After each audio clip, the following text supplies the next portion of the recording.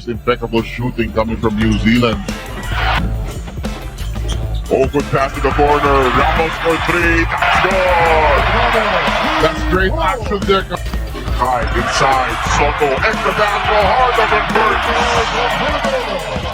Couple of assists early here. Magandang araw sa inyong lahat mga Karim!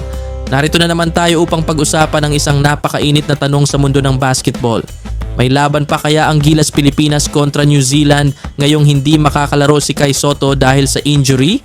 Tara't alamin natin ang kasagutan. Tana fighting Soto, trying to go for a handoff.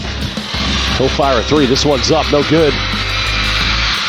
Brownlee comes up with a loose ball. He gets his first. Unang-una tingnan natin ang kasalukuyang sitwasyon ng Gilas Pilipinas.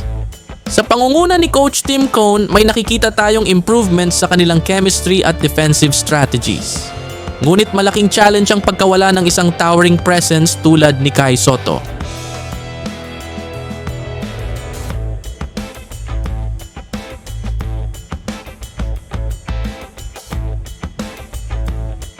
Si Kai ang isa sa mga key players ng Gilas na nagbibigay ng height advantage at shot blocking capabilities. Ngayong out siya dahil sa injury, sino ang papalit sa kanyang role? Back-to-back blocks by Kai Sotto. Kai Sotto just sending a statement to the world. Para sa akin, kailangan nilang i-maximize ang skills ni Junmar Fajardo sa ilalim. Malaking kawalan si Kai pero hindi ibig sabihin wala na tayong pag-asa. Pero tulad ng sabi nila, basketball is a team sport. Kung makakahanap sila ng paraan para i-fill ang gap na iniwan ni Kai, may chance pa rin ang Gilas.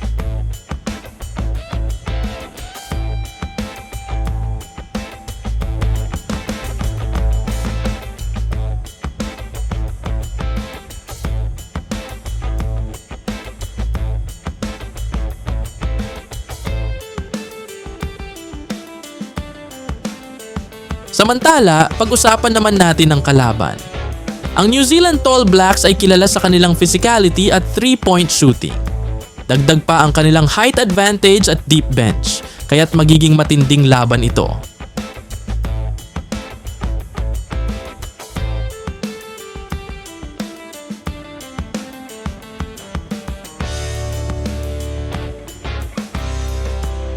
Nariyan si Taylor Britt, isang versatile forward na kayang maglaro sa loob at labas.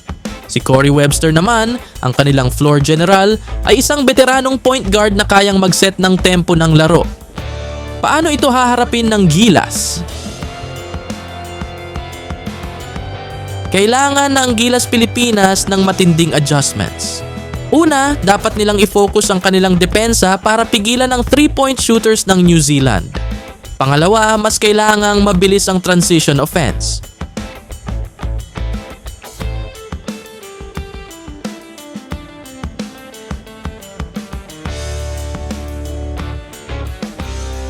Sabi ni Coach sa isang interview, "We're working on strengthening our rotations and making sure everyone contributes.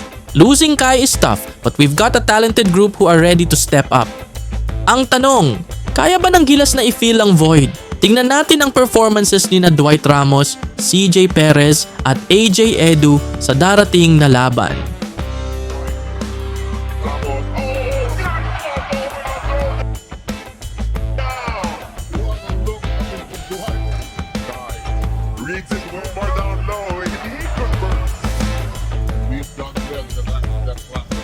May tatlong posibleng senaryo sa laban na ito. Una, maging dikit ang laban hanggang dulo. Magiging susi dito ang clutch plays ng mga veterans tulad ni Scottie Thompson at Junmar Fajardo.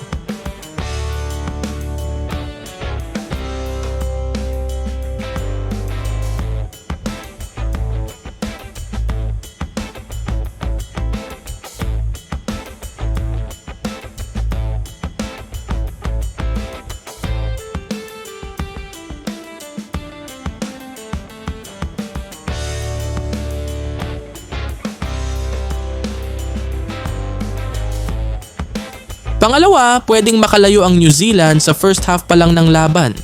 Kung hindi makontain ng Gilas ang kanilang shooters, maaaring mag-snowball ang momentum ng New Zealand.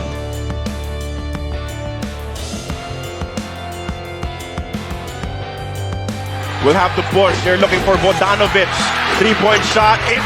They will not go down without a fight.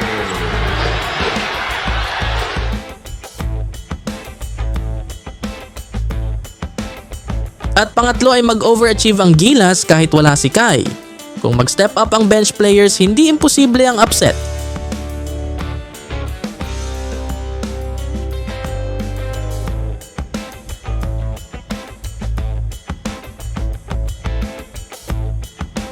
Ngunit higit pa sa laro, ang pinakaimportante ay ang suporta ng buong bansa.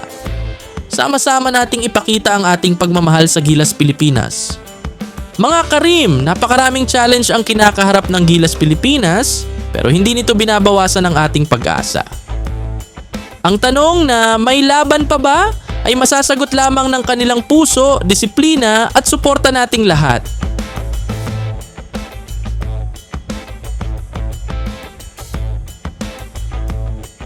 Mga Karim, narito naman ang ilan sa mga highlights ng mga nakaraang laban ng ating Gilas Pilipinas. Tara't sabay-sabay nating panoorin.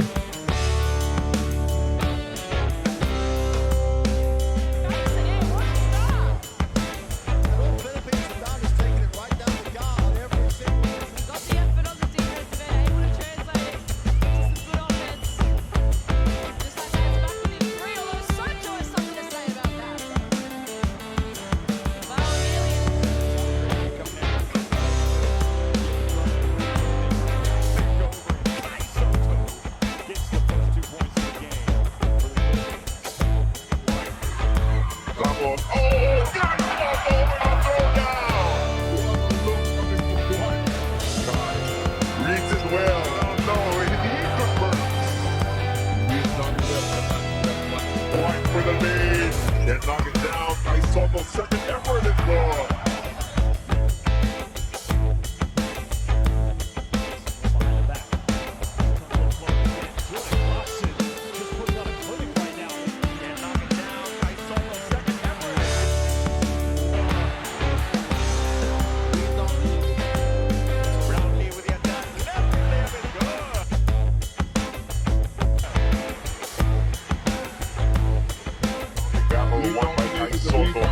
And we can expect to see motivated Justin against New Zealand and the team. That one.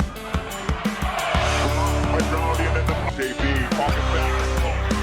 Regain possession. He converts with a foul. Earlier,